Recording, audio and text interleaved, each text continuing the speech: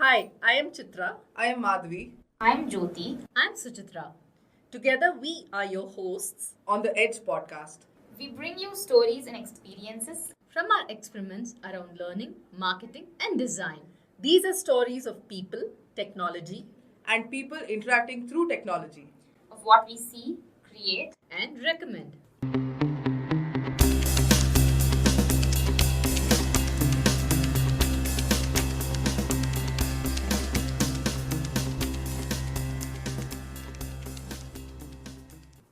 Once upon a time, two people stumbled into the world of learning design. And then many things happened. This conversation with Ashwini Radhakrishna, lead learning designer, and Suchitra G, learning manager from Clearly Blue Digital, felt like it happened on a sunny day while the three of us sat in a boat and rowed across a calm lake. They described what learning design is, the challenges they faced, and turns out both have the right mindset for what it takes to be one. Listen on to know what more lies beneath this aspect of creating great learning experiences. Hi, Suchi. Hi, Ashwini. It's lovely to have you on the Edge podcast. I've really been looking forward to this because there's so much that we want to talk about today. A very warm welcome to both of you. Hi, Chitra. It's a pleasure to be on this podcast as well. Look forward to this podcast as well. So, Suchi and Ashwini, would you like to start by introducing yourselves and how you all got into this space of learning design? So, do you want to go first, Ashwini? I work as a lead learning designer in Clearly Blue. And how I got into this space, it was purely by accident, I should say. I am an engineer by education. I had taken a break from work to raise my son. And during my break, I did a course on technical writing. And this Clearly Blue came as an accident, and I have been associated with Clearly Blue for last 4 years, for close to 5 years now. I have been doing instructional designing ever since I joined Clearly Blue, and slowly I've got into this space of learning design as well. Thanks, Ashwini. How about you, Suchi? I've been with CB for the last 3 years. And of course, as Ashwini said, Clearly Blue was something which I didn't think of because for the last 9 to 10 years, I was into the corporate world. CB was very refreshing. So, this learning design also happened by chance. I think I could use my BA experience here. And when Ashwini and I started working together on this learning design, we got to learn a lot of different things which I never experienced in my earlier organizations. Learning design happened just like that, as Ashwini said. Being an engineer, always this BA, QA, and requirement gathering was something I was interested in. So this learning design just manifested like that for me. So, did you mean business analyst by BA? Yeah. Okay. So, both of you are engineers by qualification, did very different jobs, and almost, can I say, stumbled into learning design. So, how would you actually describe learning design? What is learning design? Learning design, I would say, is a learner centered approach that would probably enable designers to build courses. And just to add to that, it also gives a clear picture or idea as what the course would be about and how the user will get to know from the basics to the key concepts of one particular course. So it's a structured plan for any learner to understand the course completely. Learning design, it is also pedagogically informed. It makes use of technologies and resources as required to make learning effective. So, Ashwini, you brought up an interesting thing. You said pedagogically informed, and typically pedagogy is what they use for K through 12. Whereas a lot of the courses that have been designed by CB, the consumers have been adults. How do you see that difference between pedagogy and andragogy? I mean, I think pedagogy, we usually, it is synonymous to K1 to K12, but I think, yeah, Andragogy is more suitable term here. But anyway, I mean, it's both are just it's both art and science of teaching, isn't it? So it is a combination of all the teaching styles, the assessments, the interactive activities, etc. I would say both are at the basic level. It's just a teaching methods. Both are teaching methods, I would say. I guess different approaches for different sets of people. When you said learner centered approach, it depends on whether the learner is an adult or a child, I suppose, isn't it? Yes. So for children, maybe, a more structured and more instructional approach is required. And for, I may be biased, I may, sound biased here, but, for adults, it will be usually creating learning experiences. That being said, even, while designing courses for children as well, we'll have to, that is a main aspect that we have to keep in mind around which we have to design courses for children, creating learning experiences. I'm not very aware of how it is done at pedagogical level, but for adult learning, I think the focus will be more on creating learning experiences. So, can you describe that a little bit, Ashwini? What does it mean to create a learning experience? See, creating a course, instructional courses will, how do I put it across? So it will not keep the adult learners engaged to the course, and the course outcomes could be, they would not be met if we just create instructional courses. Rather, if the learner gets to experience the, it should actually enable the learner to achieve the desired learning outcomes. It's a combination of different design disciplines, I would say. In my opinion, it depends on the course that we actually design. If it's going to be very technical, then assessments and some interesting projects and some interactive case studies would keep the learner engaged. And if it is going to be some soft skills or some think or learn related courses like what we did for our partners, like design thinking, lean, or agile, it had a lot of activities and case studies and engaging quick activities also. So I think it depends on the course and the type of course that the learner would prefer for that particular course, in my opinion, Chitra. Okay, we probably come back a little more to it. Try and see, how does one get started with learning design? How does the whole process begin? Where does it start? Basically, we start the interaction with the client, and we understand what is the course that they have to do and what is the requirements that they have in mind, the audience, the duration, the type of courses that they want to create for the audience, like say it is LVC or OSL. That is the facilitator-led courses or completely self-paced courses or a combination.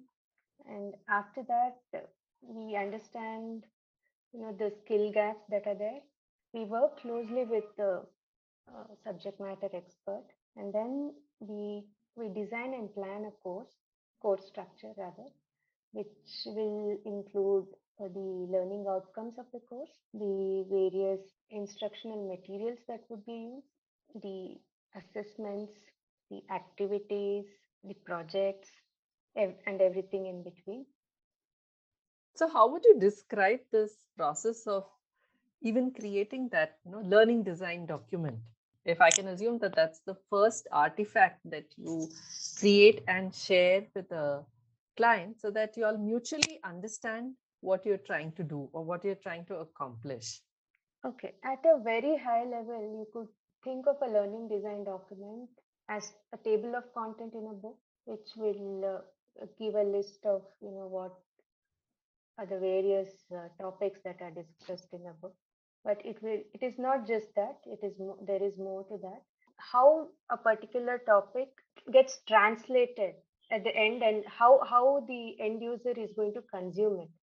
Yeah, it's not just a table of content, I should say. First, what happens is we get The client usually comes to us with what course they need, and who are the target persona that they are trying to build the course for. Based on that, we do detailed research, and then we kind of break the course into multiple bite-sized pieces, and each bite-sized piece, then we analyze, and we think through, and we kind of say what kind of learning material will it be translated into. It could be a video, it could be a PDF, it could be an activity, it could be a case study.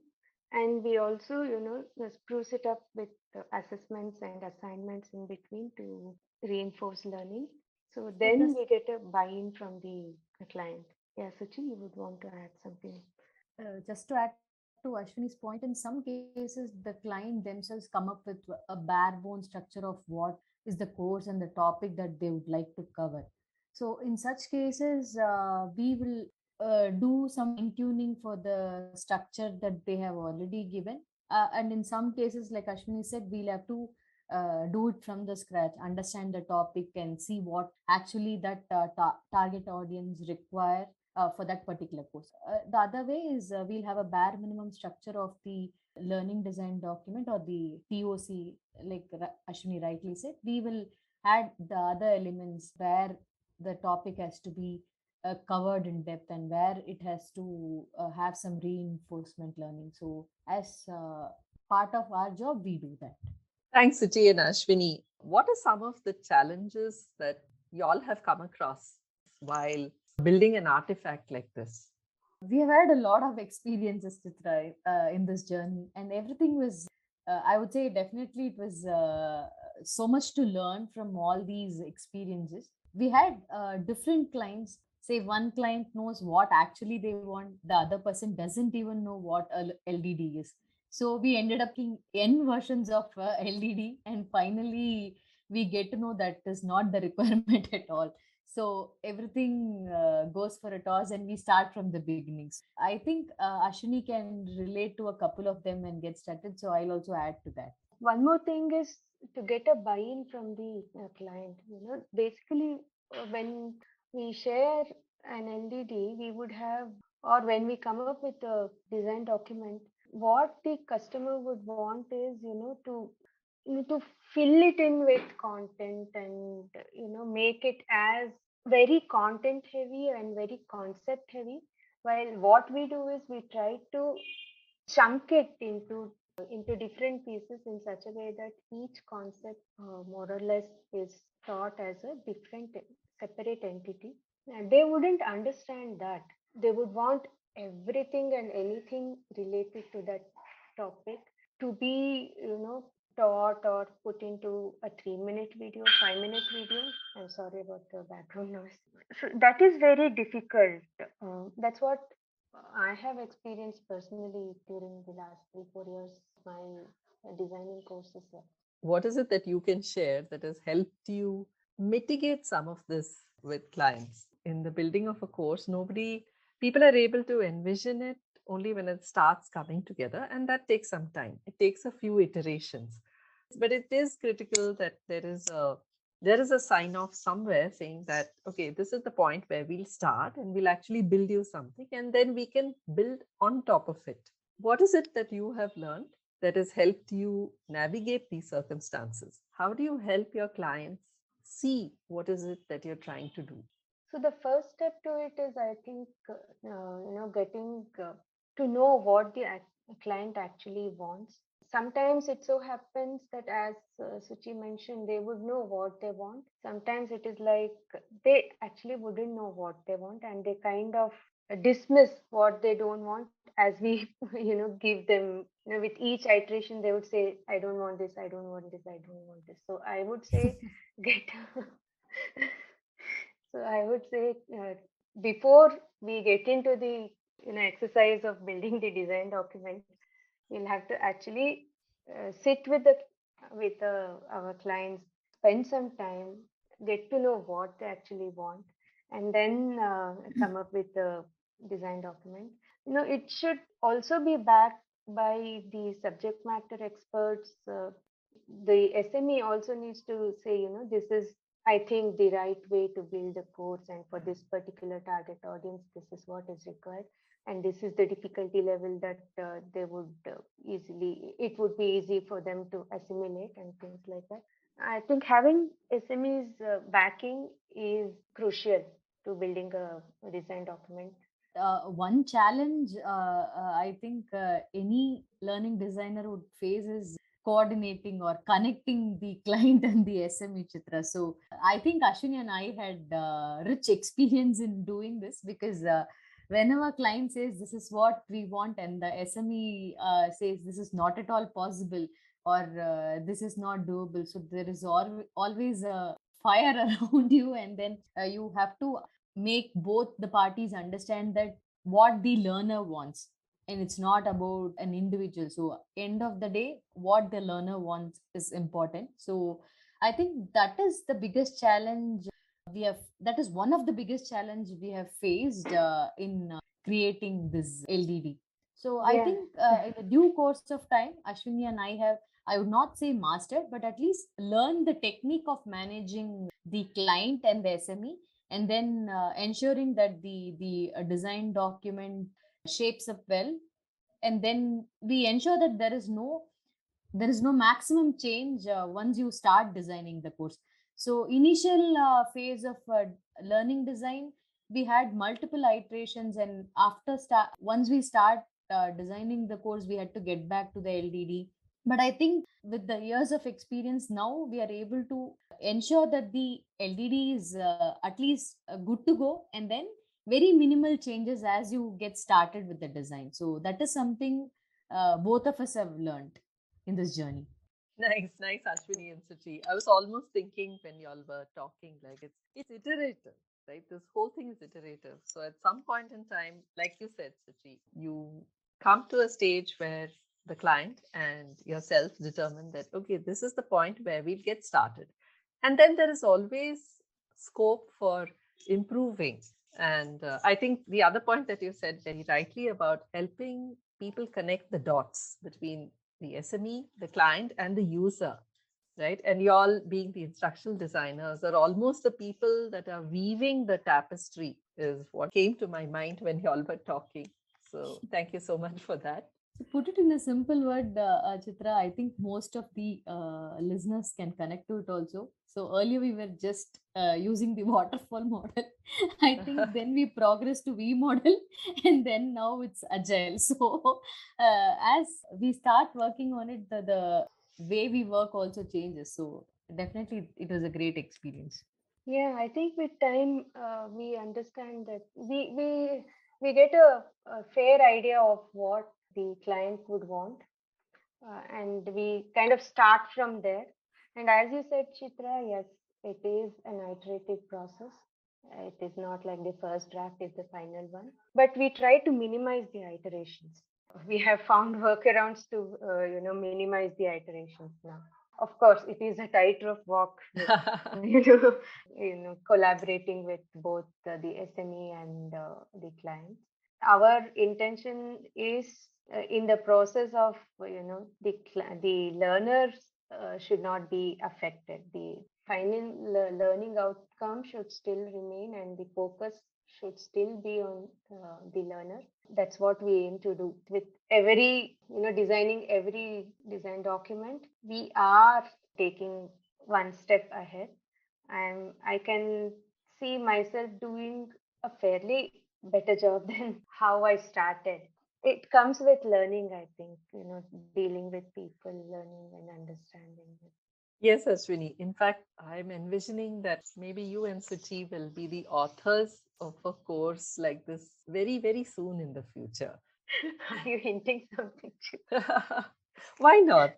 I'm talking to two people who have so much experience. I've personally not come across many people in the space of learning design. I think it'll be a nice thing to do to share with a lot of people out there. Moving on to why is learning design important? What is it that people can do to develop an interest to, first of all, understand learning design? When the MOOCs came out several years ago, it was just a start of taking what was inside a classroom and making it more available outside. And I'm sure those were the early days of applying learning design to creating courses that could be consumed by anybody and from anywhere. And today it's, I feel, taking on even more different shape. Different kind of people are looking for different kinds of learning. Somebody might just want 10 minutes of learning per day. Okay, I'm a very busy person. I just need that much. Somebody loves to spend 2 3 hours a day learning, and at the end of it, either they want to become better at what they're doing, or maybe look for a new job, or maybe just for the love of learning, they want to learn. Today, learning has become boundless. You don't have to really sit in a class, or you don't have to pay a whole lot of money to learn a lot of things. I feel there is a need for people to learn how to design learning. Why should people be aware of learning design? What do you have to say about that? Whenever we start anything without having that clarity, proceeding further is not going to help reach anywhere. So I would just put it this way: if you have a start and you have a destination in mind, you would actually require a map, right? How do you go about it, or how to reach it, or what is the way you need to travel? So I would say this LDD is something very similar to that. It is a kind of a map that would help you figure what are the key aspects of a course, how do we go about it, how the end user is going to be benefited by this course. With the help of the LDD, you will have a clear plan and structure at as how you will learn this course, and what would be the key concepts that you're going to learn, and how we are going to apply this course. Or as you said, it can be for fun learning, or just for the sake of doing the course. Whatever it is, at least the user will be aware of what he or she is learning. So in that aspect, I think LDD would give you a clear picture of what you will be learning or how you will be learning. Yeah, I think the how you Yeah, will learn becomes very important for a learner, isn't it? correct. Speaking about learning design itself, COVID has been the greatest disruptor of our time.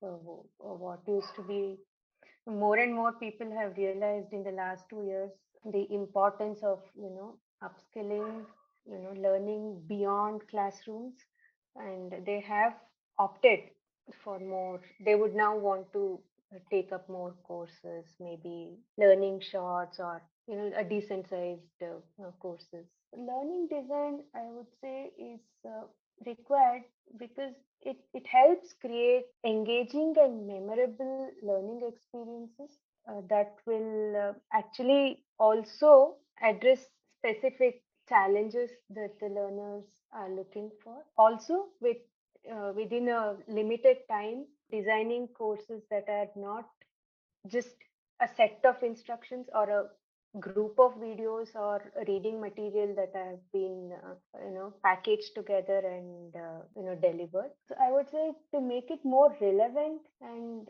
make it more engaging, to make learning more engaging, learning design is required. We tend to think from the perspective of the learner and not just as an instructor or a teacher who is just teaching a few concepts.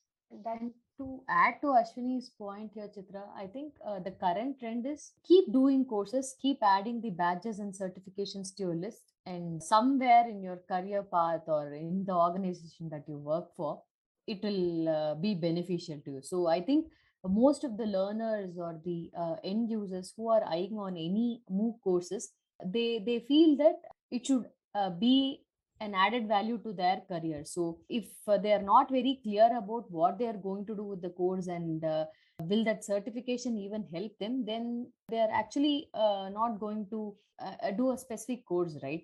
So I think LDD will bring that clarity. It will help any person to create a course which is the actual, I mean, yeah, it paves the way for giving the right product. I think that was really well put together, Suchi. In fact, as you all were talking, the next question that was coming to my mind was, in the process of creating this whole thing, you talked about engagement, you talked about relevance, you talked about how the end user what the end user will take away once they participate in this course. And I was thinking it was almost like a movie production.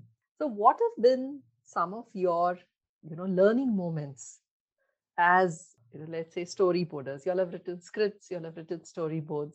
What are some of the learning moments from there that you take away and can share here with our listeners?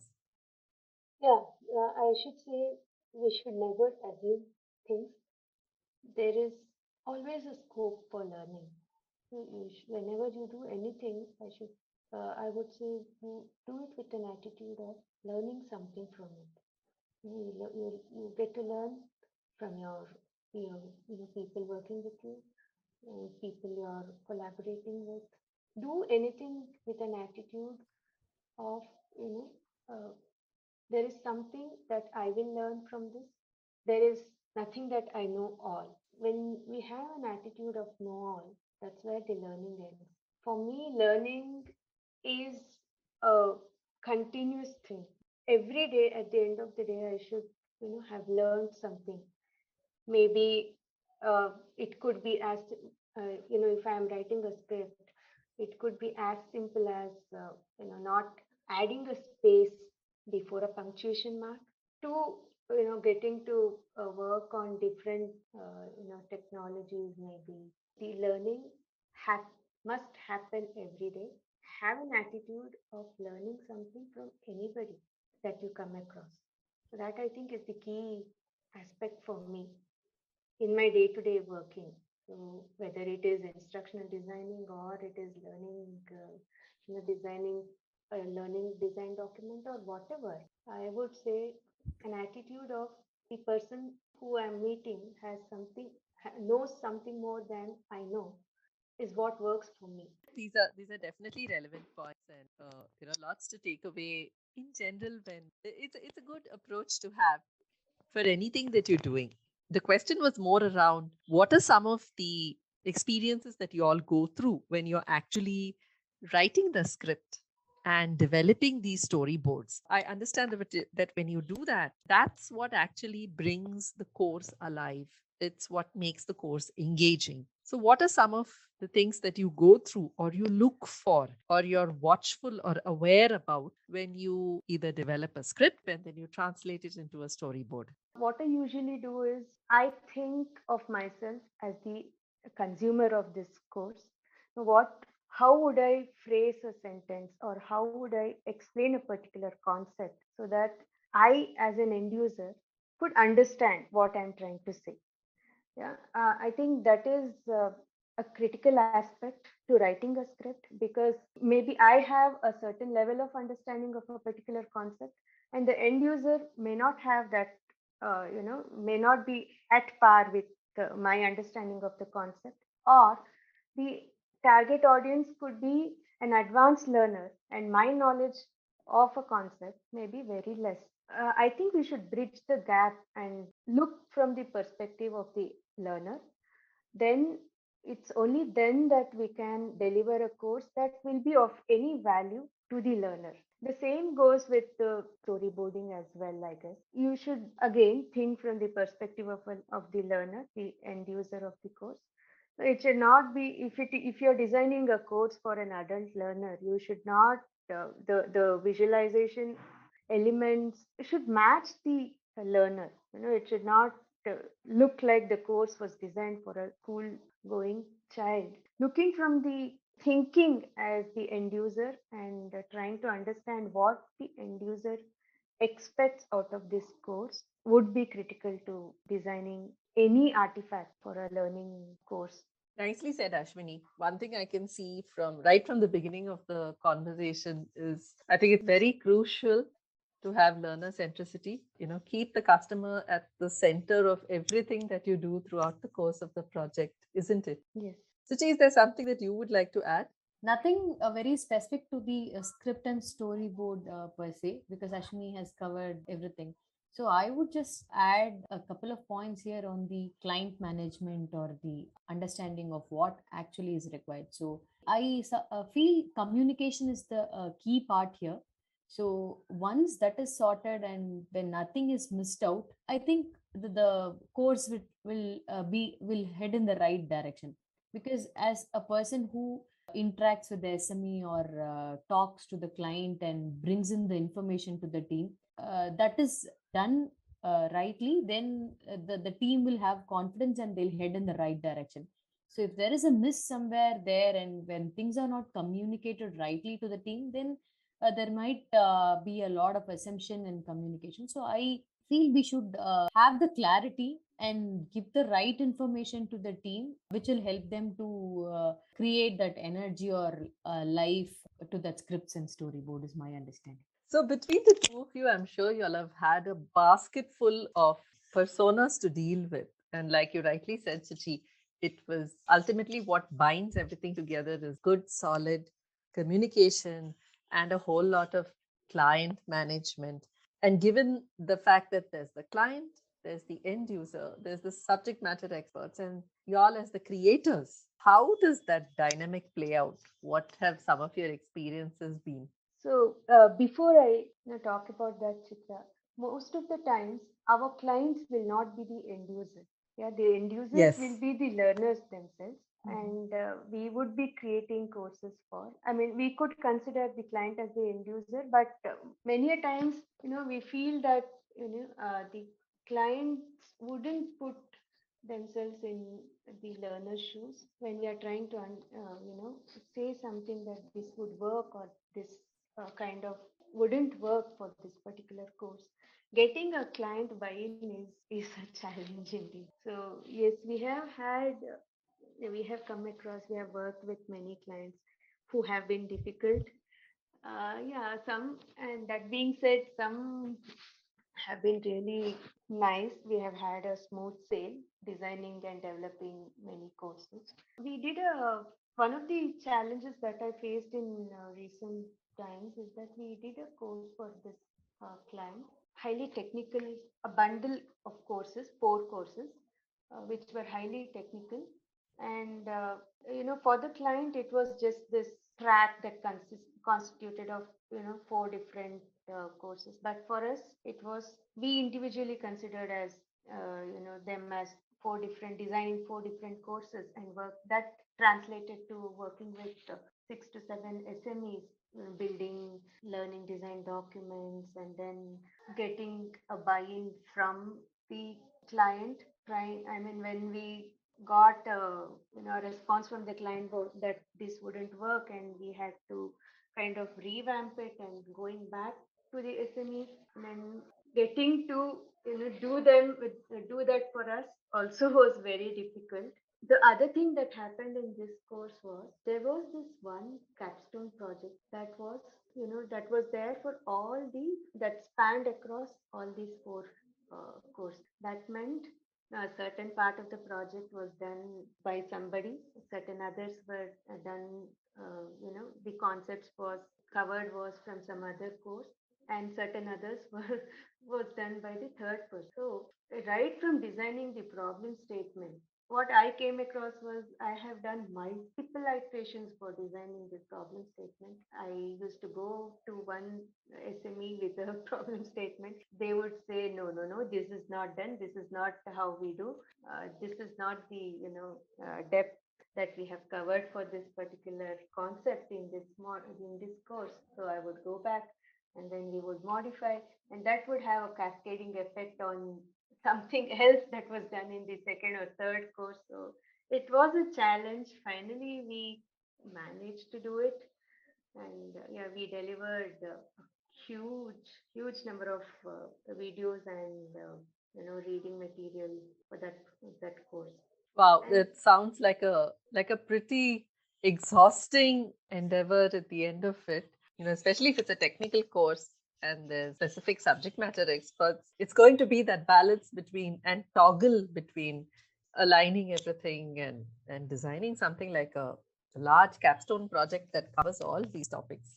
visualizing a technical course also is very difficult, Chitra. So if it is a something, the scope for creativity is less when designing and developing a technical course, because you Right. can only say something in a certain way, right? You cannot Yes. extrapolate something, and you cannot define it in a different way. Yes. This is going to be it, right? So Yeah. yeah, that also is a challenge. But again, I have worked with other clients who have been really appreciative of the work that we have done. They have passed it in the first go itself. So I think we get to see or work with people at both ends of the spectrum. Thank you, Ashwini. Suchi, what have some of your client experiences been? I think we should thank all the clients for such rich experiences that they've given us, because right from day one in Clearly Blue till date, I think Ashwini and I have worked with the toughest of clients and people. So we have constantly learned something or the other, Chitra, be it the learning design or this project closure or anything that is related to the project. I think there was always learning. As Ashwini rightly said, it's continuous learning. Every day there was a learning. So initially, when I joined Clearly Blue, so project management was not something new to me, but this e-learning and edtech was very new to me because I come from a banking and finance background. Everything was new to me, right from what a script is, what a storyboard is, or what a video you do. I had a lot of questions, and some of the clients were very nice, and they never hesitated to tell, or they never showed attitude to say this is what it is and this is what you're supposed to do, this is the expectation. So there have been a bunch of people who have always been very supportive, understanding, and friendly. And some people, yes, they had their own fair share of attitude and keep reminding us that you are people who are supposed to do courses for us and this is what you're supposed to do. So as Ashwini rightly said, it's both end of the spectrum. So one such experience was when we had done a technical course where the SME was from a different place and we had to interact with the client and we had to connect with the SME. Surprisingly, the SME was never given opportunity to speak or say what actually the course was supposed to be. So Ashwini and I had a lot of fun, but at that moment it was very, very hectic and stressful, because end of the day you were supposed to complete the course and give the end product to the client, right? Making both the parties understand what the course is all about and get the deliverable done and give it to them was a huge task for both of us. We still laugh about it, but that experience was intense. There have been couple of other clients where they do everything, they give you everything, but at the same time they expect you to do more to it where you can't do anything about it, and that's the final. So I think each client is different and each experience you get from every single client is different. And I think we will continue this journey of learning every day, learning more and more, and do better in what we are doing currently. Nicely said, Suchi. Thank you so much. And with that, I think this has been a really, really interesting conversation. I want to ask you one last question before we close. What would you say to somebody who wants to pursue or make a career in learning design? Go for it. You would enjoy. If you love learning, then you would really enjoy designing, pursuing a career in learning design. I'm a person who loves to learn. I need something to learn. May not be useful for me in my profession, but I like to learn something all the time. So I I really enjoy doing this. So I would say go for it. Go for it, but have a lot of patience. Develop that inner peace within you.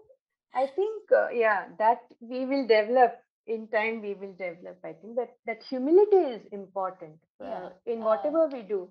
No, more than doing the learning design, Chitra, see, anybody can do it. Even Ashwini and I, when we started this journey, it was all new to us. But I think one thing that was common between me and Ashwini were we were always open to feedback.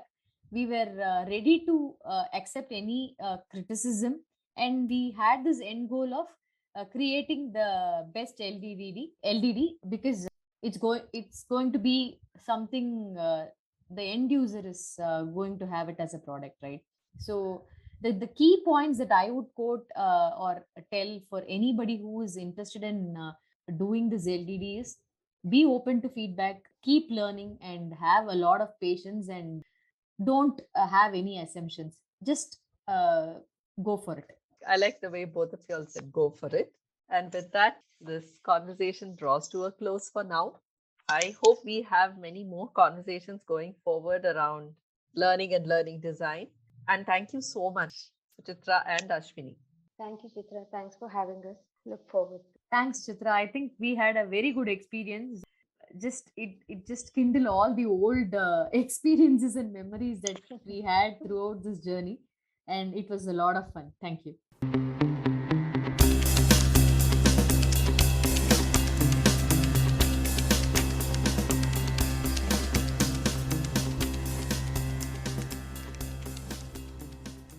Please subscribe to the Edge podcast on your favorite podcast channel.